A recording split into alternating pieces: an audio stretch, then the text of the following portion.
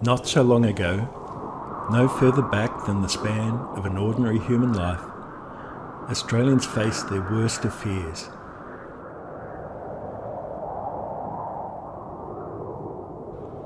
They and their young nation might cease to exist.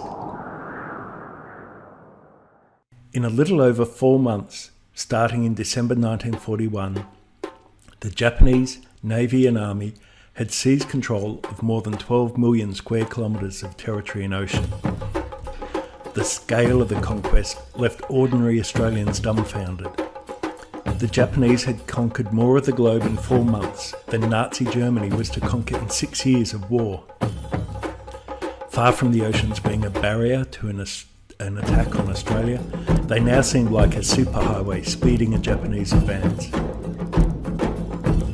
In March 1942, for the third time in 3 months, the Japanese Prime Minister, General Tojo, urged Australia to surrender.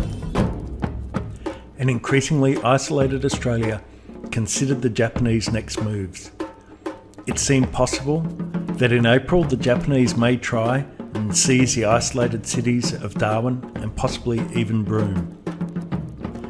Before any move was made on Australia's east coast, the Japanese would move to cut off communications with the United States. They would consolidate in New Guinea and seize the strategic island chains to Australia's northeast, including the Solomons, New Caledonia and Fiji. The Australian Prime Minister, John Curtin, left Australians in no uncertainty about the danger the country was in. This is our darkest hour. Let that be fully realised. The nation itself is in peril. All leave for members of the fighting forces has been cancelled. All leave for members of the fighting forces has been all leave for members of the all leave for members of the fighting forces has all leave for members of the fighting forces has been cancelled.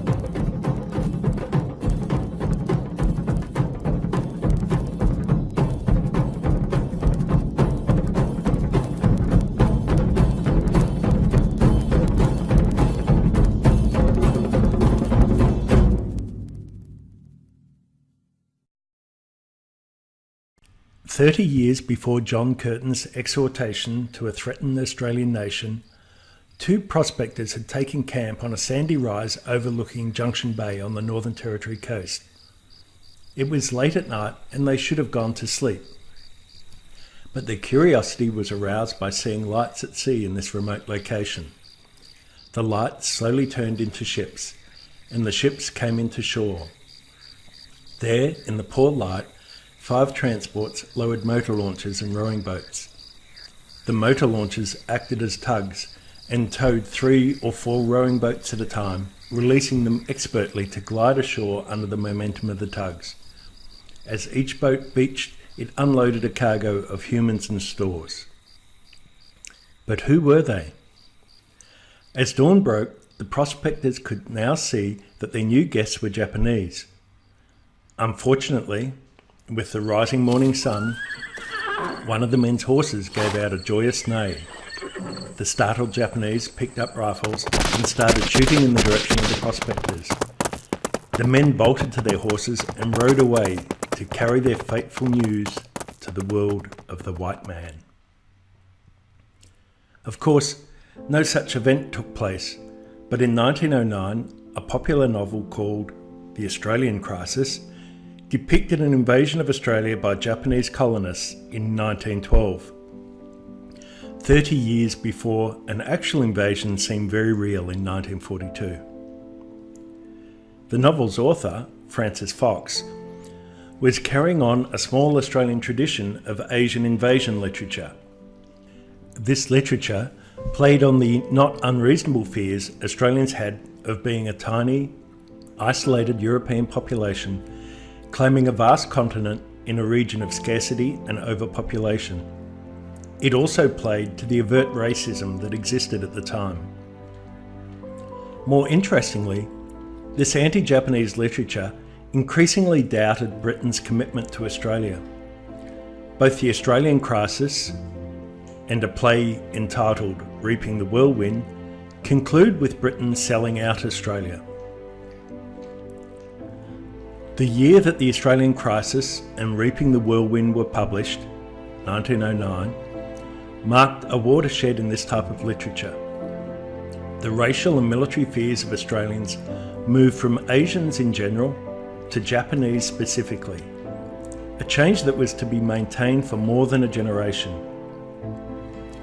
1909 was the year in which Australia decided to increase defence spending by almost 200%. The year Australia decided to establish a navy, and it was also the year Australia enacted a Swiss-style compulsory military training system that aimed to have 200,000 troops trained by 1917. It was the year that Australians decided they must be able to defend themselves from Japan.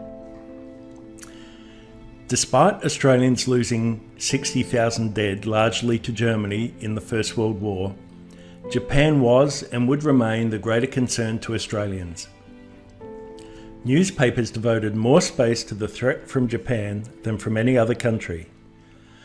Both before and after the First World War, articles about Japan were 20% more common in Australian newspapers than articles on Germany. As events in the 1930s progressed, it was clear to many Australian commentators that the threat from Japan was materially different to that they prepared for in 1909. Firstly, Japan was stronger than in 1909. By one measure, Britain's relative power to Japan declined by 25% between the start of World War I and 1935.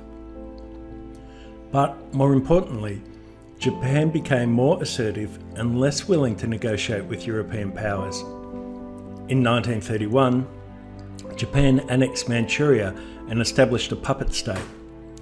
In 1933, the League of Nations, the forerunner of the United Nations, condemned the annexation, and Japan left the League in protest. Significantly, Japan's departure from the League did not result in it giving up control of the League of Nations mandate for Micronesia in the Central Pacific, a territorial mandate that abutted Australia's own territorial mandate in New Guinea, and was to form a springboard for Japan's assault into the South Pacific in 1942. In 1935, Japan refused to enter into any more negotiations with Britain or the United States to limit the size of naval forces in the Pacific, opening the way for Japan to increase the size and capability of its navy.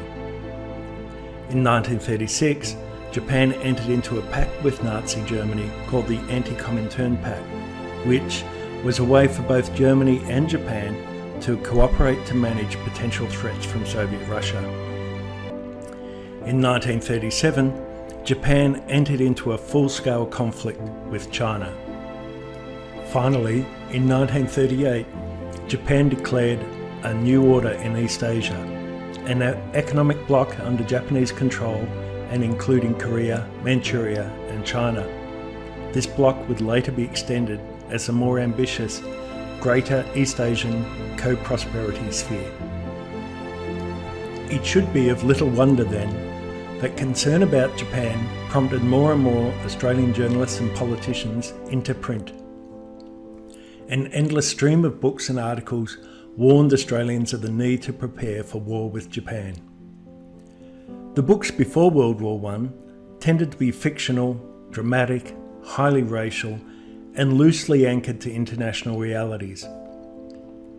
The books and articles in the 1920s and 1930s, although still racial, were factual, analytical, and anchored to international and military realities. Some books and articles were amazingly accurate in predicting aspects of the forthcoming conflict. In short, before the First World War, Australians feared Japan and its military capability more than that of any other nation. This fear was heavily driven by racial fear and insecurity, but it resulted in concrete actions with the establishment of a navy and compulsory military training. After the First World War, Australians feared not only Japan's growing capability, but also its intentions. This fear was more warranted and better founded than before World War I. Ironically, despite the ink devoted to addressing this issue, concrete actions were slow in coming. In 1942, all of Australia's fears were realised. Australian territory came under Japanese attack. Almost 20,000 Australians were to die, and as many were taken prisoner, a large minority never to return home. Australian cities were bombed and strafed, Australian civilians killed. Large swaths of Southeast Asia and the Pacific Islands suffered under a tyrannical regime that saw between 1 million and 2 million civilians die, including 50,000 deaths in New Guinea and the Pacific Islands.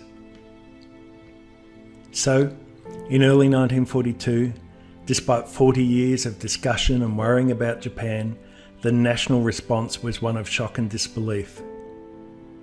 This response may seem strange, a national puzzle. Before World War I, Australians went to considerable lengths to address their fears and prepare for a threat that did not eventuate. After World War I, Australians obsessed about a threat that did eventuate, but for which they made very belated preparations. However, there are other puzzles that 1942 throws up. Two of these puzzles are particularly interesting.